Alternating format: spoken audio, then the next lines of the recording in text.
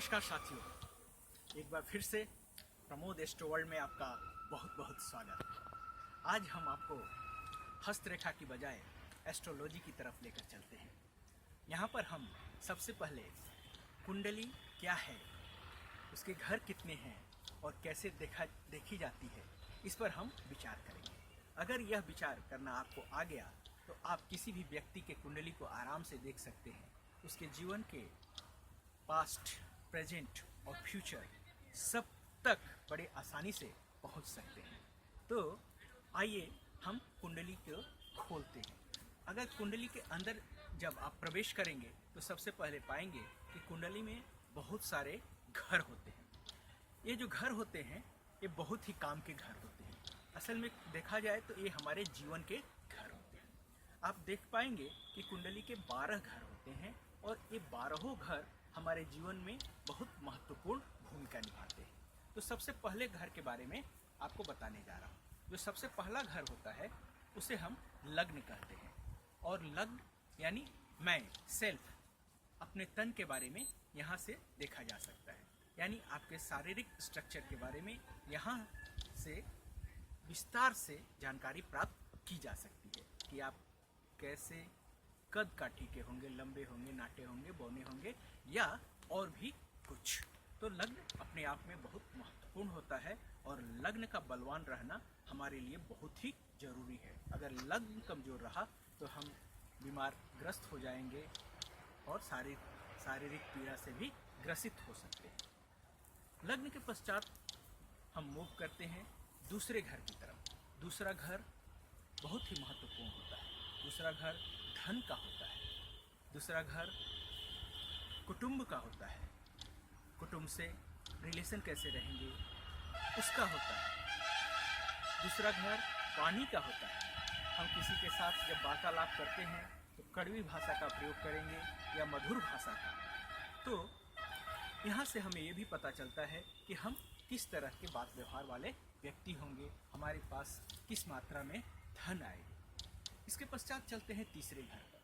तीसरा घर जो होता है पराक्रम का होता है, शौर्य का होता है। यहाँ से हम साहस का पता करते हैं। हमारे जीवन में कौन से लोग महत्वपूर्ण हैं उनकी जानकारी भी हमें इस तीसरे घर से प्राप्त होती है। तीसरा घर छोटे भाई बहनों का घर होता है। तीसरा घर हमें यह बताता है कि हमारा अपने पड़ोसियों से कैसा रिश्ता रहेगा, हमारा जो कम्युनिकेशन स्किल्स है वो कैसा रहेगा, हम दूसरों के साथ कैसे कम्युनिकेट कर पाएंगे। उसके पश्चात कुंडली का जो महत्वपूर्ण भाग है वो है चौथा भाग। चौथा घर अपने आप में महत्वपूर्ण होता है।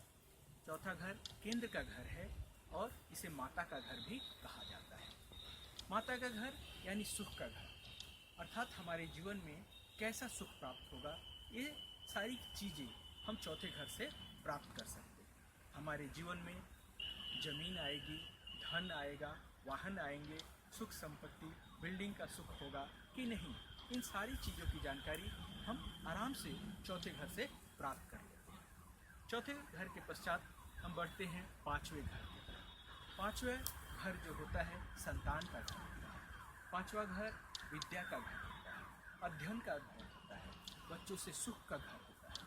अर्थात हमारे जीवन में बच्चों का सुख है कि नहीं, यहाँ से पता चलेगा।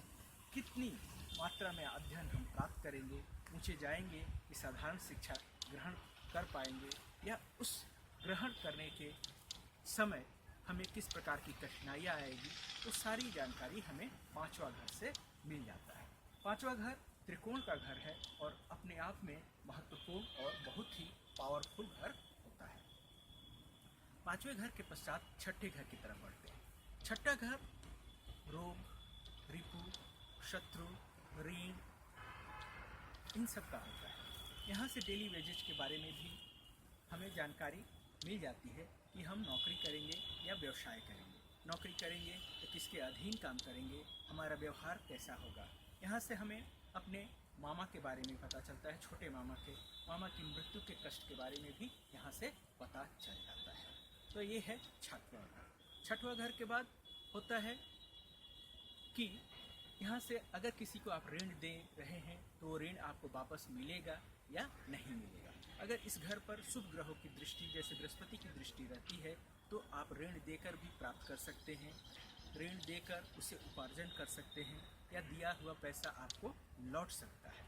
अगर बुरे ग्रहों की दृष्टि पड़ती है तो उल्टा प्रभाव पड़ता है। उसके पश्चात आते हैं सातवें घर पर। सातवां घर होता है भार्या का, भार्या यानी पत्नी का।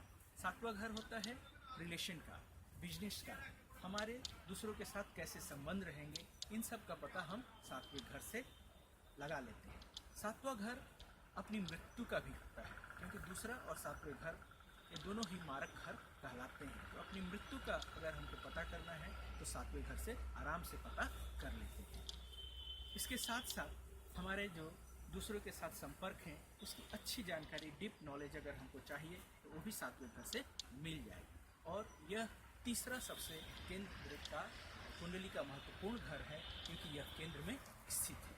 इसके पश्चात हम चलते हैं आठवें घर की तरफ। आठवां घर होता है, यह अपने आप में मारक घर, इसे अच्छा घर नहीं माना जाता है, इसे मृत्यु का घर कहते हैं। लेकिन मृत्यु के साथ साथ यह घर रिसर्च का भी है, ज्ञान का भी है।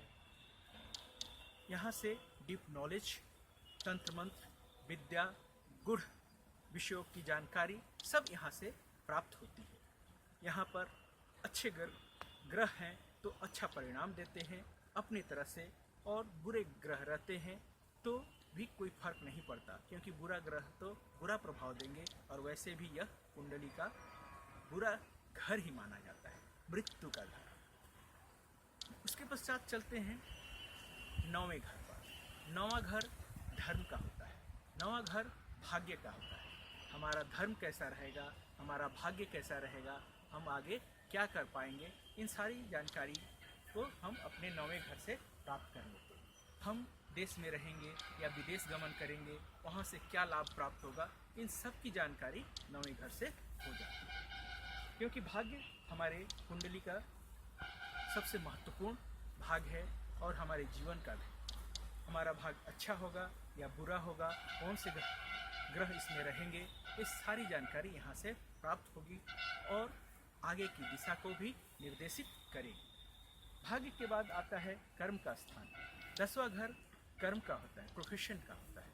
किस तरह के कर्म हम अपने जीवन में करेंगे, व्यवसाय से जुड़ेंगे, बिजनेस करेंगे, एक जगह बैठकर करेंगे या इधर से उधर जाकर संचार में काम करेंगे या बैठकर काम करेंगे, किस तरह की रूटीन होगी, इन सब का पता, हमारे प्रोफेशन का पता 10वें घर से होता है। 10वें घर के पश्चात आता है 11वां घर। 11वां घर होता है कर्म के फल को देने वाला। कर्म जब करते हैं तो हमें उसके रिजल्ट की प्राप्ति होती है, यानी आय।